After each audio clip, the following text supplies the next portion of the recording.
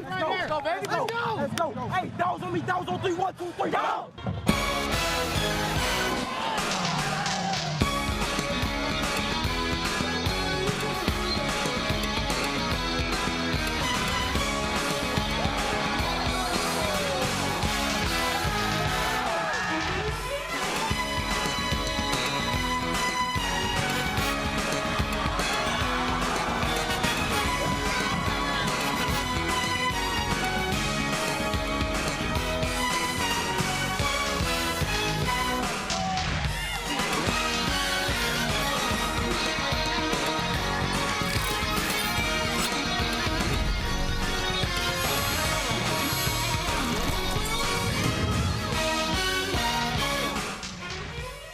Welcome to Sportsline. Steve Schneider along with Jacques Doucet. We're halfway through the regular season. We're into October. We're wearing our pink for breast cancer awareness in October. And man, do we have some great games and lots of scores. Let's get to it. Steve, we were sprinting out of the Parkview parking lot about 40 minutes ago, and we're here right now. All right, West Feliciana and Parkview Baptist. Parkview trailed 22-0 at the half, but here they come. Abram Johnson, the pass to Brant Yarbrough. So it's 1st and goal. Then Gus Tuttle comes out of the pile and scores a touchdown. Here comes the 2-point conversion, and Parkview had West Feliciana on their heels all night long with these goal line plays, these 2-point conversion plays, these tricky formations, and that's Wyatt Beck. Fumble-rooski. 22-8, and here comes Wyatt Beck after the 2-point conversion. He blocks the punt, so a big special teams, and you saw him grabbing the face mask. It was a 15-yarder to move them even closer. Johnson then the touchdown pass up top to Jay Richardson, who makes the grab, and the Parkview fans up in the stands, they can start to sense the rally. They're getting pumped up. It was a sleepy crowd, and now they're excited. So we move on a little bit further. This is Jeremiah Devertool with the touchdown run. It's the rugby scrum, the old school Deuce McAllister into the end zone there. And here comes another one of those 2-point conversions. Who's got the ball? Where is it? There he is. It's Gus Tuttle again, and he shoots up the middle for the 2-pointer. So now they've got the lead, 23-22. If they don't stop it, keep running it, That's right. 45-yarder here for West Feliciana. Win the game. A little short and to the right. And how about that? Parkview Baptist comes all the way back. Our camera is there. Good luck, charm. West Feliciana may say stay away next week. 23-22 was the final score. What a game and what a rally. Wow, way to start the show. All right, Woodlawn on the road tonight at Zachary, trying to upset the Broncos and David Brewerton and non-district battle. The 5A Power first drive of the game watches Kyle Jones take the pass from Ricky Collins all the way down the sideline, down to the 1-yard line. Next play, Amani Givens will punch it in for the touchdown. The Panthers go in front of the Broncos 7-0. Zachary would come back on offense. They would drive it down to the goal line. Eli Holstein, a strike to Charles Robertson. And we are tied at 7-7. Second quarter, Zachary would force a turnover on downs. Their offense goes back to work here. Holstein across the middle. Cameron Senegal, he is gone. 60 yards for the touchdown. That's 2 touchdown tosses and a 14-7 Zachary lead. Woodlawn forced a punt on the ensuing drive. Senegal back to receive. You just saw his speed on that catch. What can he do here? Well, he gets outside the coverage, back up the sideline again. Is he going for another score? Not quite. He's met inside the 5-yard line. However, Cameron Stewart will muscle in for the touchdown to make it 21-7. I tell you what, Woodlawn, a lot of fight tonight. They lose, but not by much. 35-28. Zachary with the win over Woodlawn. All right, we've got all sorts of games to get to. Exciting show coming up. Please stay right there. WBXH and the 9 Sports app.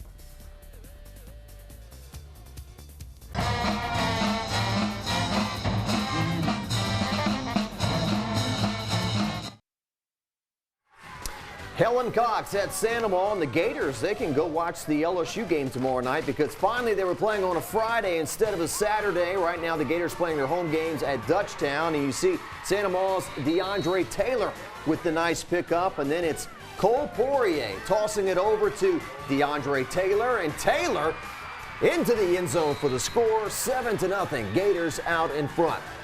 Poirier can not only throw it, but he can run it as well. The dual threat QB, as a big crowd was on hand there. A little fake, little skip, up the middle he goes.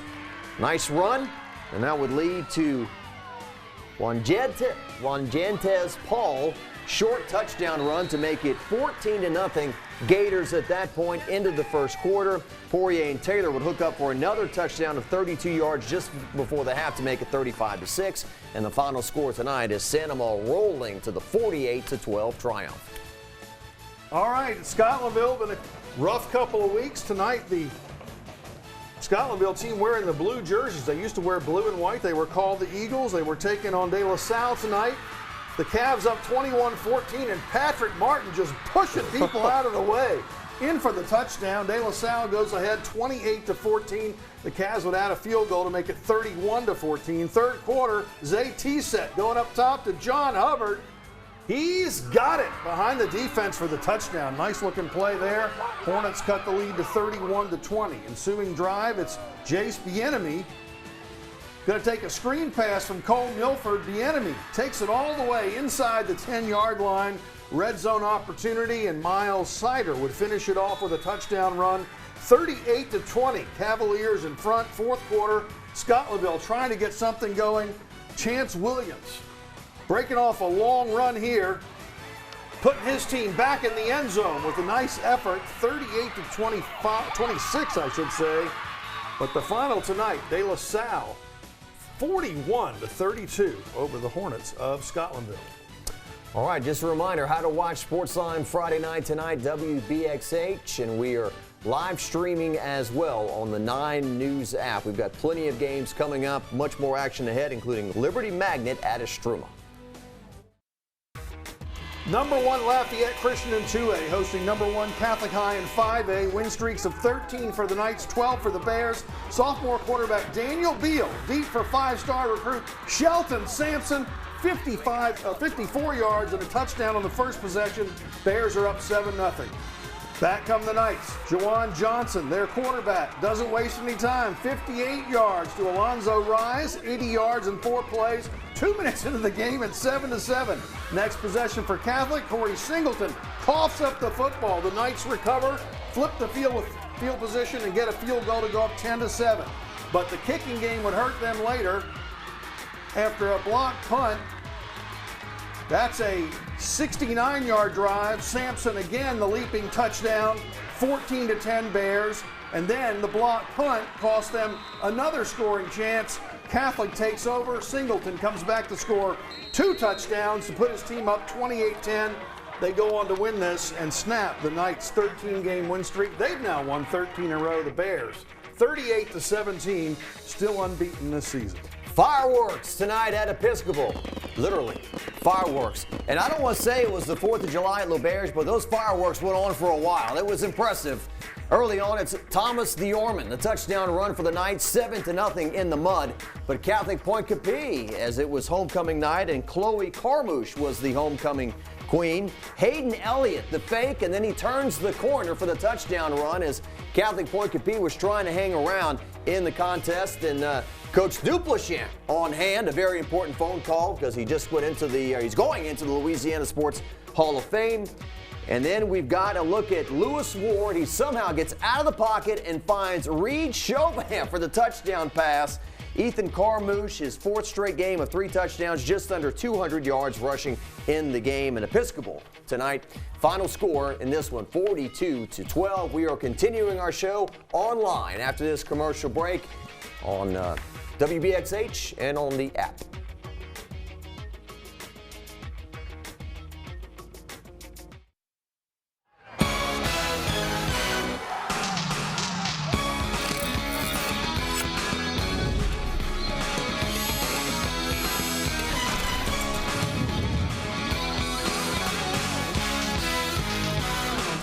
Welcome back, and we continue with Sportsline Friday night. We're going to move out to Denham Springs now. All right. That's where our reigning Sportsline Player of the Week resides. It's also homecoming tonight. Check out the Denham Springs homecoming court. Looking good, and the jackets and purple jerseys looking pretty good against the Terra Trojans. And there he is, our Player of the Week for this week, junior running back, Ray McNeely, 31 yards on that pickup. Feed him again, 13 yards, and that's a touchdown. Jackets go in front 7-0 over Tara. Still in the first quarter, they'll strike again. Cam Kelly gets the handoff. Short yardage pickup for the score, 14-0. Yellow Jackets in front. Still in the first, Micah Harrison gets his chance. Sprints to the end zone without being touched. 21-0 at that point. Denham Springs, no problem following up that win over Franklinton. 59-6 over Tara was the score tonight. Southern Lab at Dunham, homecoming night for the Tigers. Congrats to homecoming queen Sarah Catherine Breland.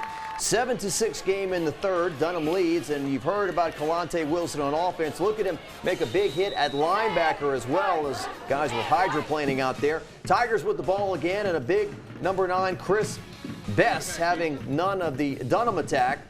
Same score, Kittens with the ball, and Angelo Izard goes deep to Carl Williams, and Carl is back there to make the catch and into the end zone for the score.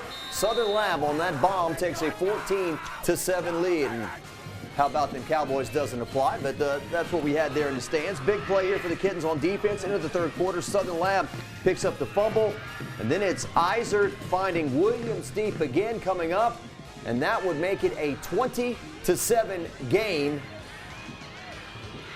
He beats the secondary.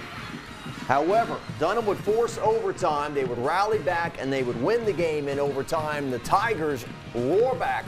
26-20 was the final in that one tonight. St. James coach Robert Valdez described tonight's game with Carr as, quote, like the 300 fighting against the Persian Empire. Kind of looked like it, didn't it? The Wildcats finding out in a hurry what they're up against from the outset. Carr returning the opening kickoff. That's 99 yards by LSU recruit Aaron Anderson, and 6-0. Carr leads St. James 13 seconds into the game. St. James responds, though. Markel Bergeron to Kobe Brown. 55 yards he races for the score. Wildcats make their extra point. They lead at 7-6. Joanne Newman comes right back for Carr. 49-yard touchdown run, 2-point play. Carr leads 14-7. We're still in the first quarter. This thing is turning into a track meet quickly. Shaz Preston, 7-yard touchdown. St. James ties it 14-14. We're still in the first quarter. This is A.J. Samuels connecting with Shivis Johnson. Carr's in front 20-14. Can we get to the second quarter? They eventually do. Samuels, here's Anderson again. Another big touchdown, 55 yards. Carr up 28-14. Terrebonne transfer Jalen Lucas would get in the act as he scores a touchdown, 36-14 Cougars. And just before halftime, DeAndre Jackson, a 2-yard touchdown. It was 42-14 at the break. Your final, 56-14. Edna Carr has won a lot of state championships, and you can see why. All right, Plaquemine and Bel Air and the Bengals down 2-0. They need a home run. Just before halftime, Michael Mitchell of the Green Devils sacked by Cameron Johnson. That was the score at halftime. 2-0, Bengals still in it. All you need to know, Jacques, is 1 and 2. 1 and 2, 1 and 2. DeNicholas Jeter, he's number 2. He's on the loose. Love these muddy games, right? You're talking about baseball and Jeter, and it's October. And they're playing on a muddy field. All right, here we go again. This time it's number 1, Mekhi Palmer. Very next play, Jeter's going to get a touchdown, and the Bengals have come back to take a 7-2 lead. They would pick up another first down there, and then Palmer will go back to number 1 again. He finds a seam, and he scores 13-2. Bel Air in front. The Bengals knock off Plaquemine tonight. Congratulations to the guys in orange. 13-8 was your final in that one. That is an upset, I believe. All right, we've got plenty more games coming up. It says so right here, so stay right there. More action on Sportsline Friday night.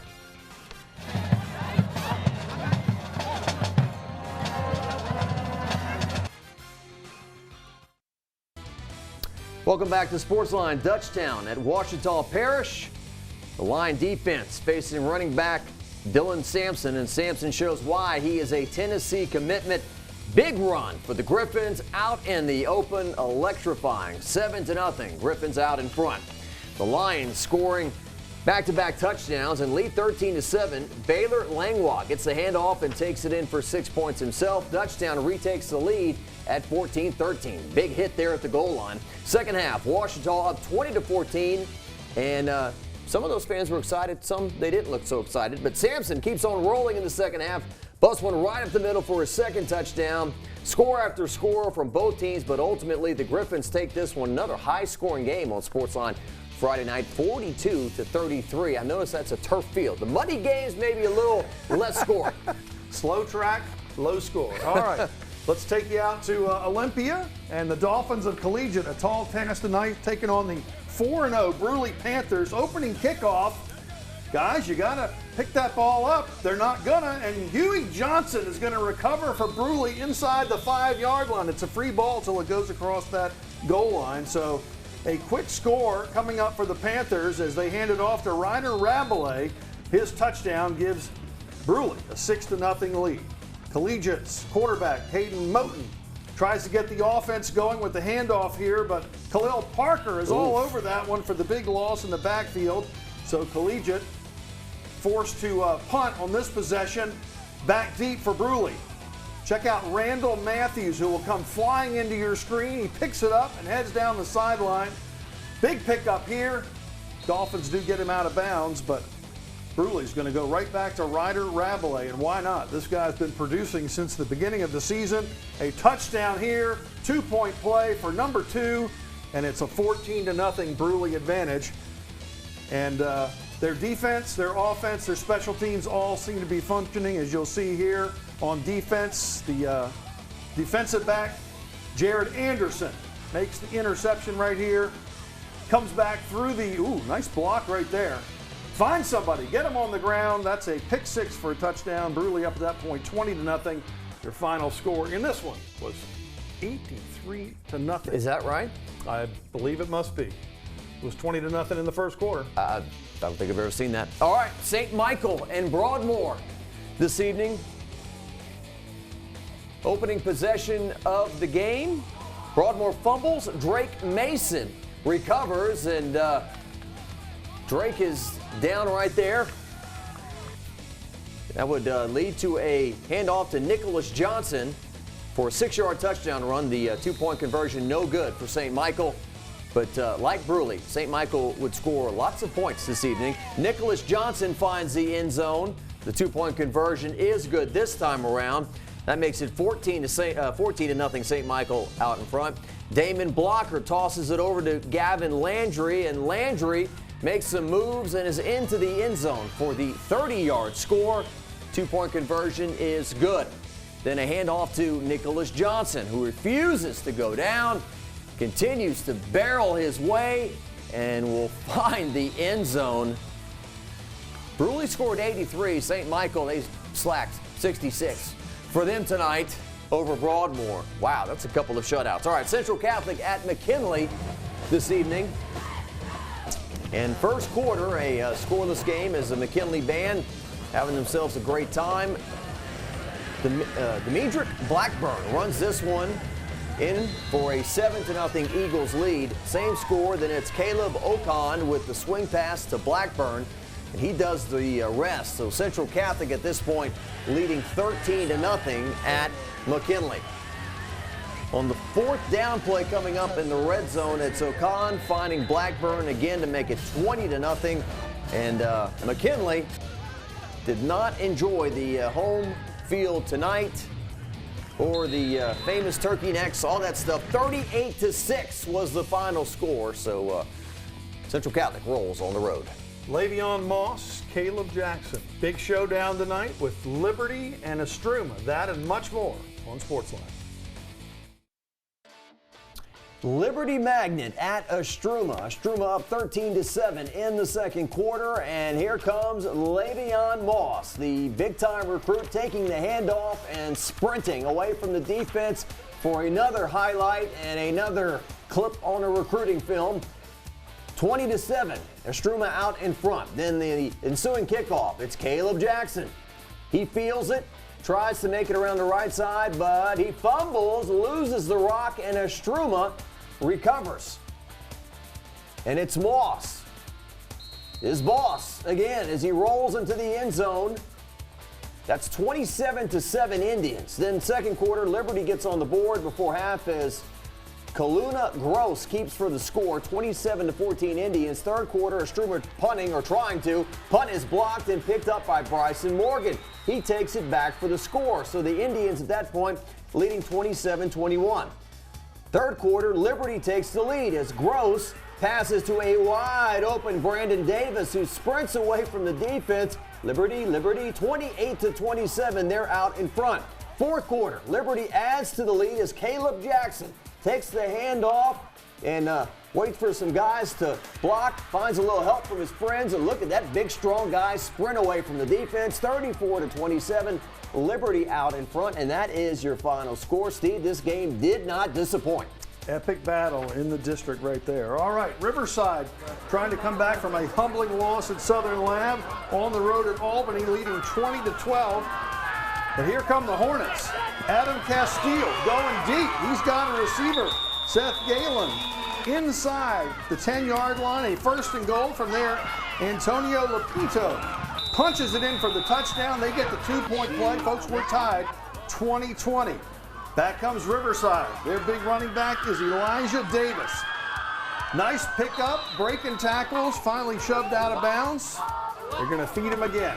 Gets the rock, running right past the Hornets defenders. He is gone to the house for the touchdown. Riverside jumps in front, 26-20. They get the 2-point play, 28-20, Rebels on top. Later, Luke Email throwing deep. Cade Middleton with a touchdown grab. Riverside up 36-20. Your final score in this one, the Rebels hold on to win. 43-34 was the final. All right, next up, Ben Franklin at Springfield this evening. First quarter, Ben Franklin forced the punt. Ball sails over his head. Springfield gets the tackle here, and they're going to be sitting first and goal after that special teams play. 4 plays later, Seth Grand with the sneak for the touchdown. 2-point conversion good. Springfield 8-0.